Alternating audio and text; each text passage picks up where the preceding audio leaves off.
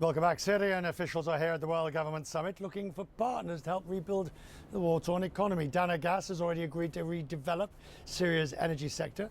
The Middle East's largest private gas company signed that deal back in November, immediately almost after Syria's president went to the White House to seek sanctions relief. It was the first energy developer to reach such an agreement. Richard Hall is with me, Chief Exec of Dana Gas. Good to see you, sir.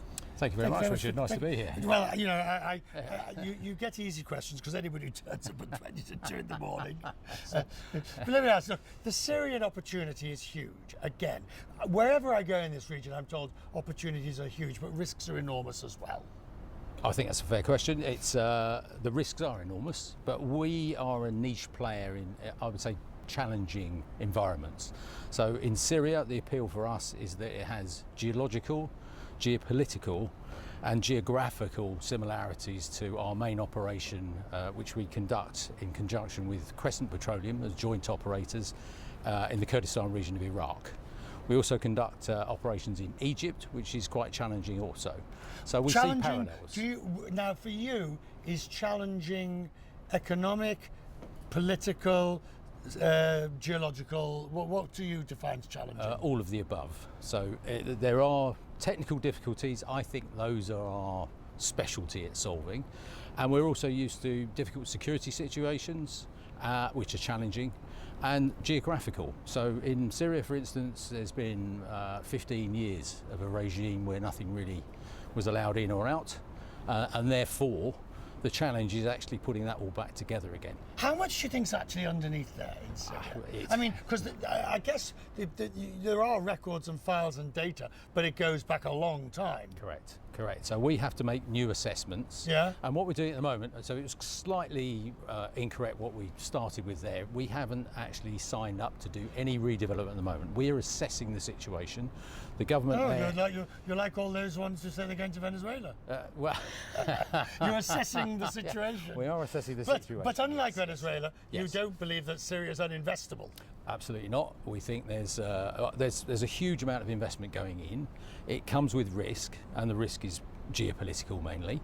But we see, I've been to Damascus probably 7 times in the last 7 months, and I'm shocked at the pace of development and the change that you see every time you go. What sort, there's no US government like with Venezuela to give you guarantees. So what sort of guarantees in Syria can you seek, or would you wish to have? Because other than the Syrian government, I mean, you're on your own once you've gone in there.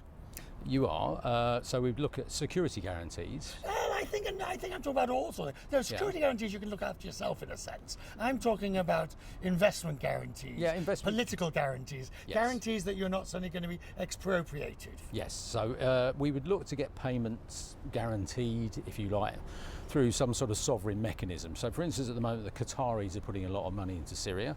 And it may be that you'd have to go to them. I think the Syrians would admit themselves they don't have the funding to give us the security we want in terms of financial securities. Yeah. The final point about this, or the fascinating point, is that we're talking fossil fuels here, and we're supposed to be weaning ourselves off them.